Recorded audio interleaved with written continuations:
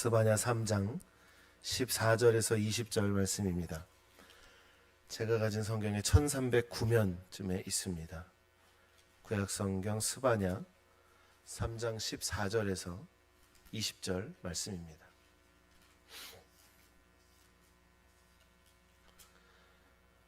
한 절씩 하나님 말씀 교독합니다. 시온에 따라 노래할지어다. 이스라엘아 기쁘게 부를지어다.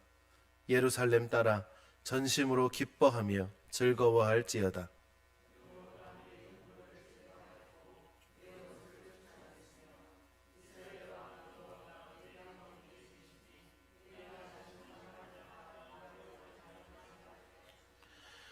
그날에 사람이 예루살렘에 이르기를 두려워하지 말라. 시온아 내 손을 늘어뜨리지 말라.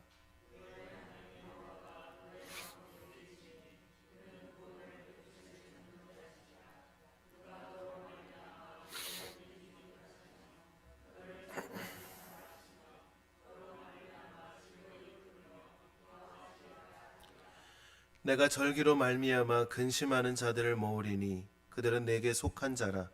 그들에게 지워진 짐이 치욕이 되었느니라.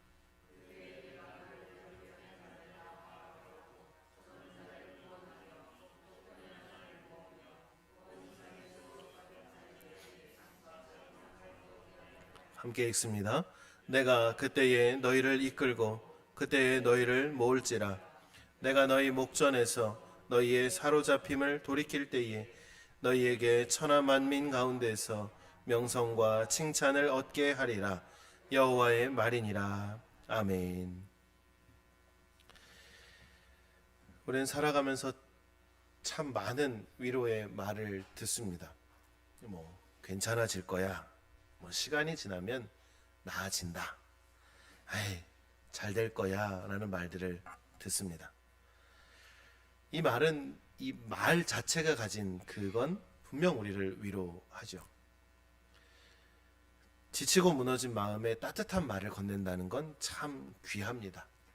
넘어진 사람에게 다친 데는 없냐? 라고 묻는 것, 어려운 일을 겪은 사람에게 괜찮냐? 라고 묻는 것, 큰 질병과 아픔 가운데 있는 사람에게 괜찮으십니까? 속히 나을 거예요. 라고 하는 그러한 따뜻한 말들은 참 좋은 말이기도 하고 그 말을 건네는 것도 참 귀한 일인 것 같습니다. 그런데 이런 경우 혹시 있지 않으신가 모르겠습니다. 똑같은 말을 해도 누구의 말은 내 마음의 위로가 되는데 누구의 말은 내 마음의 위로가 되지 않을 때가 있습니다. 똑같은 사람이 나에게 괜찮냐고, 똑같은 말로 나에게 괜찮냐고 해도 저 사람이 나한테 말을 하면 그냥 위로가 되는데 저 사람이 나한테 말을 하면 에휴 그냥 지나가는 말이겠거니 하는 그런 관계들도 우리에게는 있습니다.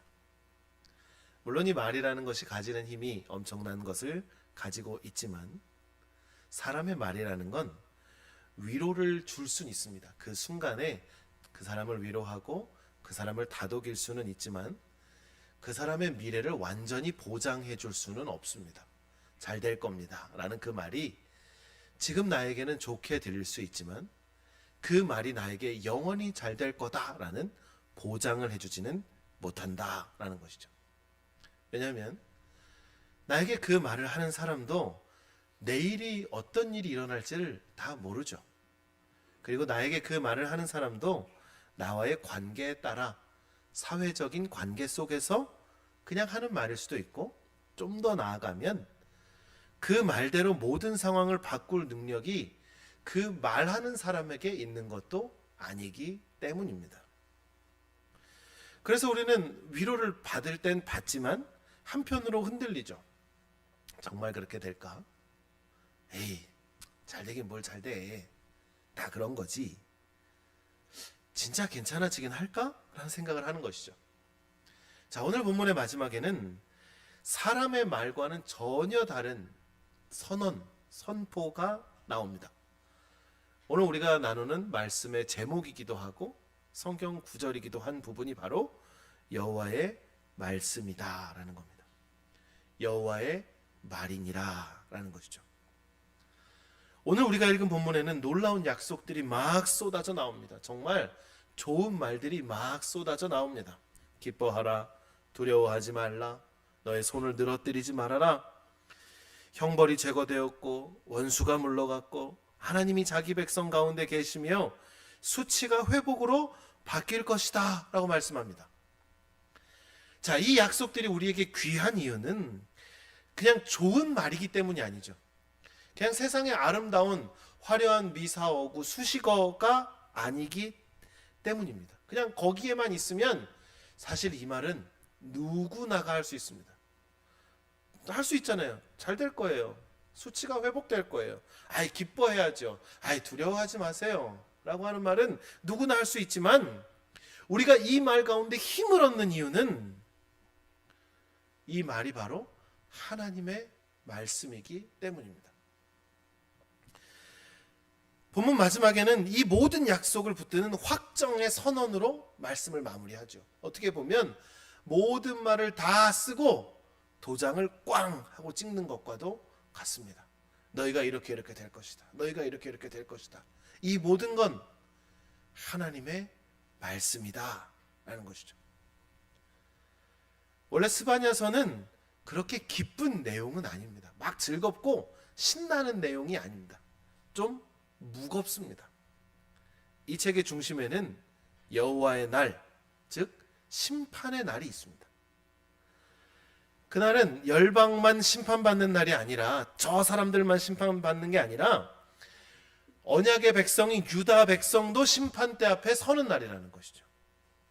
하나님이 자기 백성의 죄를 그냥 지나치지는 않습니다.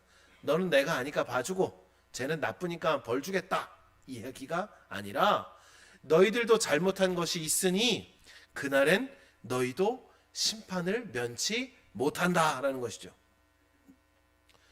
유다와 예루살렘의 영적 상태는 심각했습니다. 이 우상 숭배가 가득했고 종교가 오염되었고 도덕은 다 무너졌습니다. 백성을 지도하기 위해 세운 지도자들은 약한 사람들을 짓밟고 빼앗았습니다. 거짓말을 일삼았습니다. 선지자와 제사장들까지도 다 타락했습니다. 하나님께서 계속해서 공의를 보여주셨지만, 계속 하나님께서 기회를 주셨지만 그 백성은 돌이키지 않았습니다. 결국 멸망, 파멸, 심판의 그 앞에 서 있었습니다. 그렇기 때문에 스바냐서는 처음부터 끝까지 심판과 진노의 메시지로 가득하고 정말 희망이 없는 것, 진짜 다 끝난 것처럼 보이는 말씀입니다. 그런데 그 본문을 다 이어가고 나서 마지막 부분에, 우리가 읽은 부분에 보니 전혀 다른 이야기가 나오는 것이죠. 14절입니다. 시온에 따라 노래할지어다. 이스라엘아 기쁘게 부를지어다. 예루살렘에 따라 전심으로 기뻐하며 즐거워할지어다. 아멘.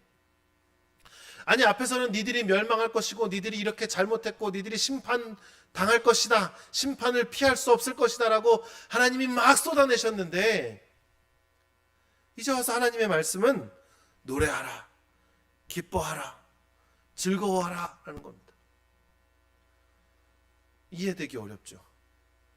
실컷 아이를 훈육하고 사랑의 매를 들고 아이가 막 울고 있는데, 슬퍼하고 있는데, 무서워하고 있는데 그 아이에게 기뻐해야지, 웃어야지 라고 하면 아이가 웃을 수 있을까요?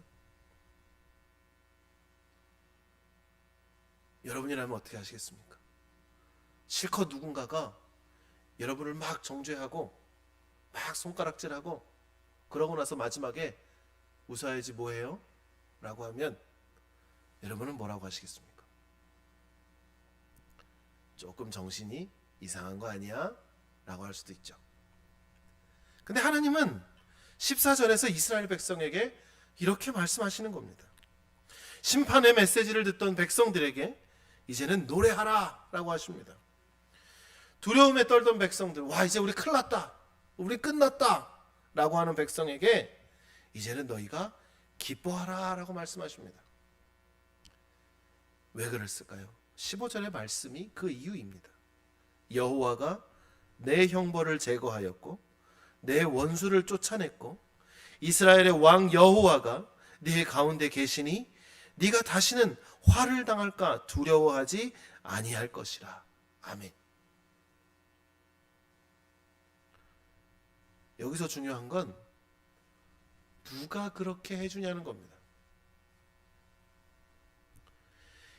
근데 보십시오. 형벌을 제거하신 분도 하나님이시고 원수를 쫓아내시는 분도 하나님이시고 자기의 백성 가운데 계시는 분도 하나님이십니다. 그래서 하나님은 이어서 이렇게 말씀하시죠. 두려워하지 말아라. 너의 손을 늘어뜨리지 말아라 라고 말씀하시는 겁니다. 손이 늘어졌다라고 하는 건 뭡니까? 포기한다. 이제 내 마음이 꺾였다 라는 뜻이죠. 아이, 난 모르겠다. 다 그냥 관두자 라고 할 때 손을 늘어뜨립니다. 더 이상 기대할 것도 없어요. 더 기도하고 싶지도 않아요. 그냥 더 이상은 못 버티겠다. 에이, 될 대로 되라 라는 상태가 바로 손을 늘어뜨리는 상태입니다. 그런데 그런 백성들에게 하나님이 뭐라고 말씀하십니까? 포기하지 말아라 라고 하시는 거예요. 그들의 죄악이 낱낱이 고발되어지고 그들의 죄악으로 인한 심판이 정확하게 선포되는 이때에 하나님이 내가 너희 안에 있을 것이고 너희들의 형벌을 제거할 것이고 너희들의 원수를 쫓아낼 것이고 네가 다시는 화를 당할까 두려워하지 않을 거야 라고 말씀하시면서 두려워하지 마라, 포기하지 말아라 라고 하시는 겁니다. 하나님이 그 가운데 계시기 때문입니다. 너희들이 그런 상황에 처하겠지만 두려워하지 말아라. 내가 너와 함께 할 것이다 라는 것입니다. 우리가 잘 알고 있는 복음성가도 있죠. 스바냐 3장 17절이라는 말 그대로가 제목이죠. 너의 하나님 여호와가 너희 가운데 계시니 라는 겁니다. 그는 구원을 베푸실 전능자이시라. 그가 너로 말미암아 기쁨을 이기지 못하시고 너를 잠잠히 사랑하시며 너로 말미암아 즐거이 부르며 기뻐하시리라 하리라. 아멘. 하나님은 멀리 계신 분이 아닙니다. 우리가 열심히 기도하면 저 하늘에 있는 하나님이 듣는 게 아닙니다. 내가 열심히 수고하고 했으면 저 하늘 높이 계신 분께서 그것들을 다 기뻐하신다가 아니라 하나님은 지금 우리와 함께 하고 계신다라는 것이죠. 그게 하나님의 약속입니다. 세상 끝날까지 내가 너희와 항상 함께 하겠다라고 한 게 사람의 약속이 아니라 그냥 예수님이 남겨질 제자들이 불쌍해서 한 얘기가 아니라 그게 하나님의 약속이기 때문입니다. 그 약속은 예수님이 태어나시기 전부터 이미 하나님이 하셨잖아요. 보라 처녀가 잉태하여 아들을 낳을 것이니 그 이름을 뭐라고요? 임마누엘이라 하리라. 이름을 번역한 즉 하나님이 우리와 함께 계시다. 그러니까 하나님은 지금까지 계속 내가 너희와 함께 한다라고 말씀하셨어요. 그런 그들에게 심판의 때가 닥쳐왔음에도 하나님은 또 말씀하시는 거예요. 그래도 걱정하지 말아라. 내가 너와 함께 하겠다라는 것입니다. 슬픔 가운데 있던 자를 모으시고 쫓겨난 자를 구원하시고 수치를 당하던 자를 회복시키시겠다라고 말씀하십니다. 그런데 그런 하나님의 은혜를 받는 대상이 아무런 문제가 없는 사람들이 아니었습니다. 받을 만한 사람이 받는 게 아니었습니다. 오히려 저 사람들한테 왜요? 라고 할 만한 대상들에게 하나님이 약속하셨다라는 겁니다. 3장 17절의 말씀에 그가 너로 말미암아 기쁨을 이기지 못하신대요. 여기서 너가 누굽니까? 잘 나가는 사람이 아닙니다. 지금 죄악 가운데 빠져 있었고 하나님을 모른다고 했고 하나님을 버렸고 약한 자를 돌보라고 했던 강한 자들은 자기들의 배를 불렸던 그러한 이스라엘 백성들이었습니다.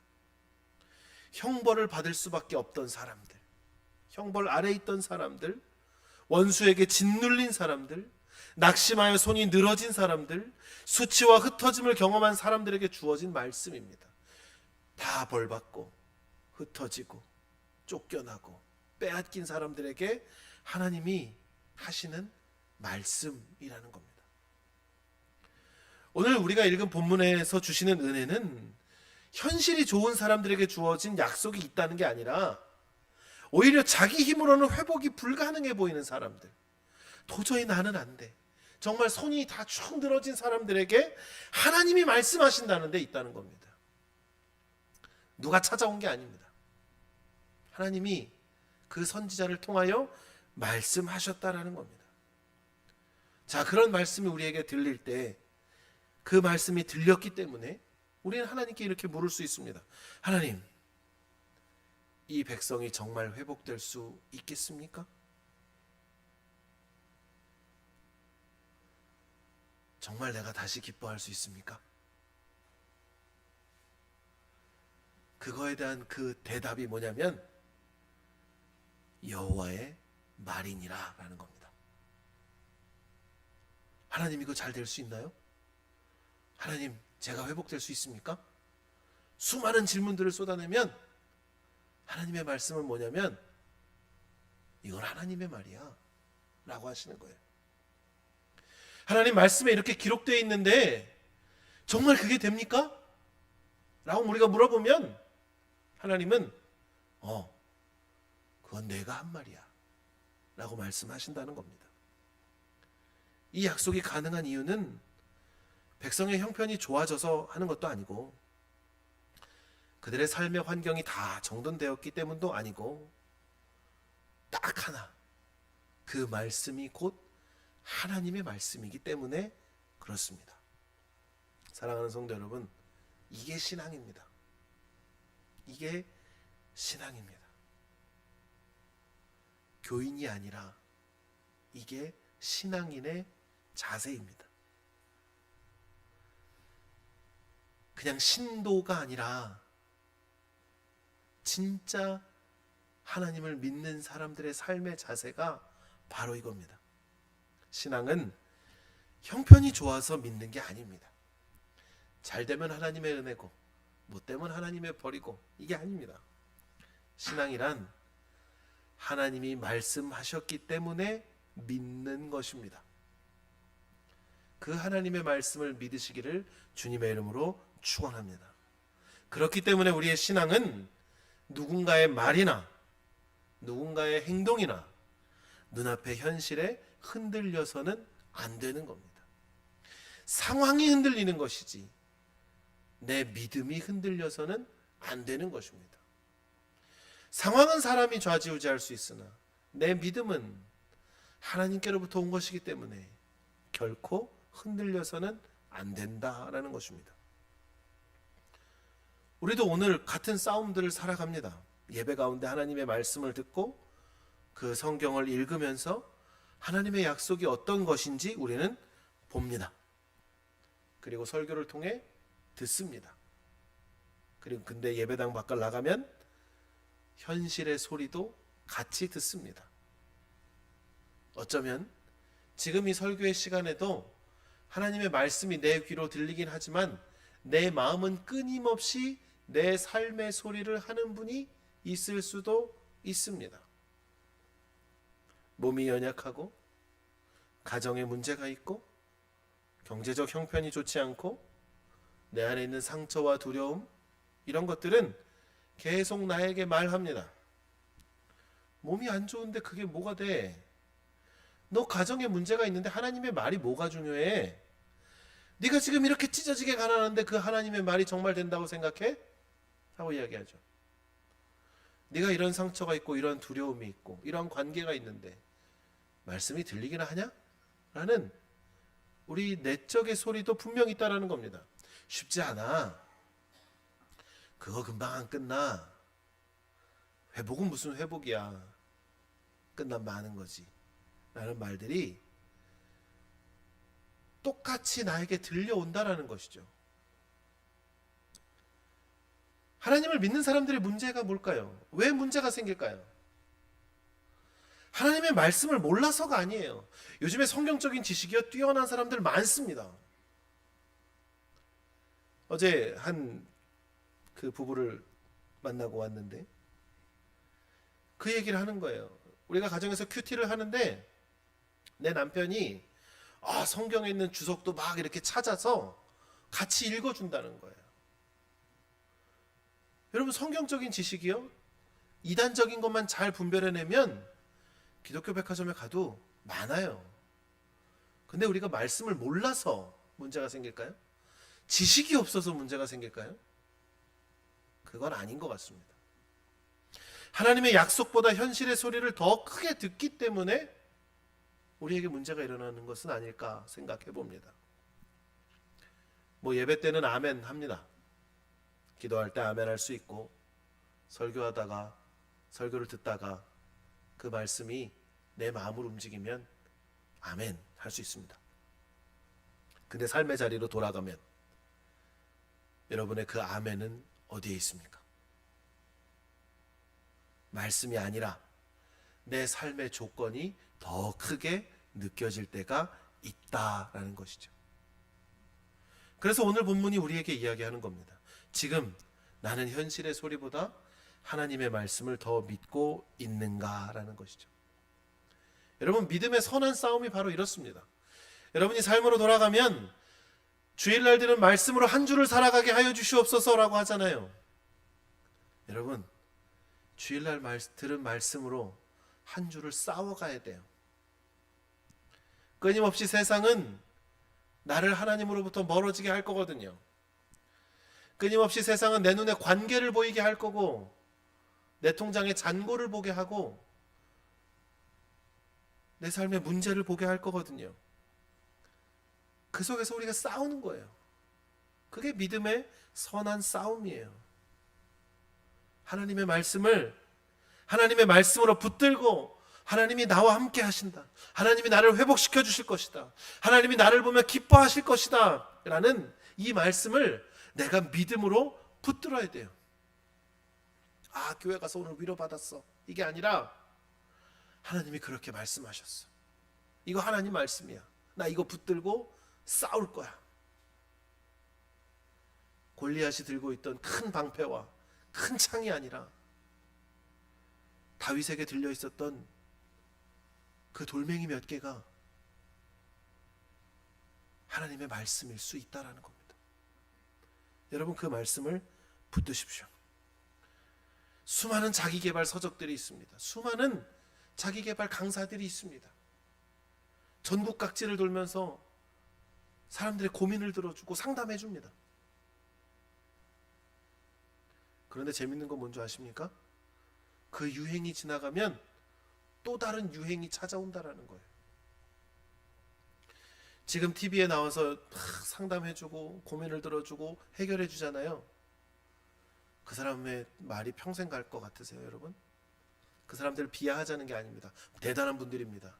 그러나 하나님의 말씀만큼 확실하고 영원할 순 없다라는 것입니다. 그럼 여러분은 무엇을 붙드시겠습니까? 그 하나님의 말씀을 붙드십시오. 이게 하나님의 말씀이다 라고 받으시고 그 말씀에 뿌리를 내리십시오. 그럼 우리의 믿음은 절대 흔들리지 않을 것입니다. 그 주체가 하나님이시기 때문입니다. 형벌을 제거하시는 분도 하나님이시고 원수를 쫓아내시는 분도 하나님이시기 때문에 구원을 베푸시고 기뻐하시고 모으시고 회복하시는 분도 하나님이기 때문에 가능한 겁니다.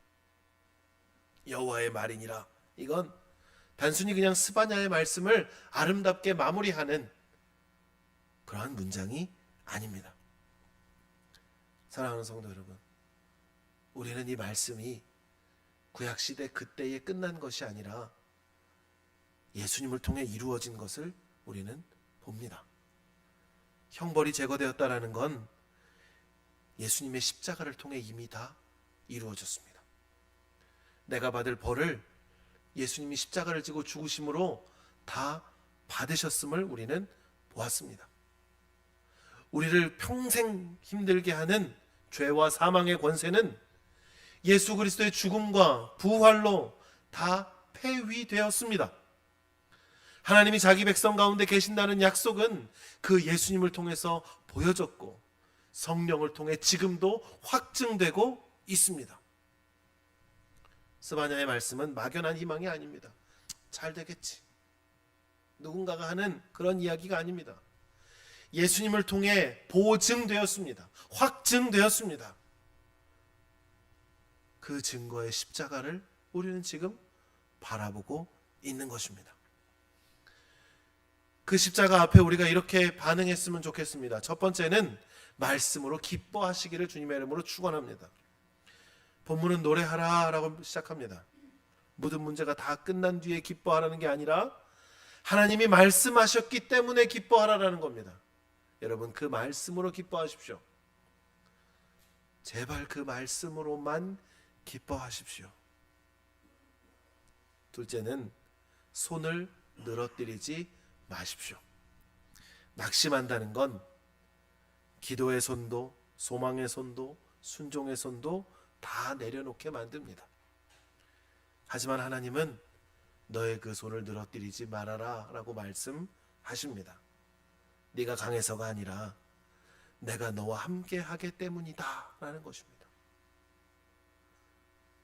모세가 손을 들고 기도하던 때에 아론과 훌이 붙들었던 것처럼 하나님은 우리가 하나님을 향하여 들고 있는 손을 지금도 붙들어 주시고 내리지 말라고 우리에게 말씀하십니다.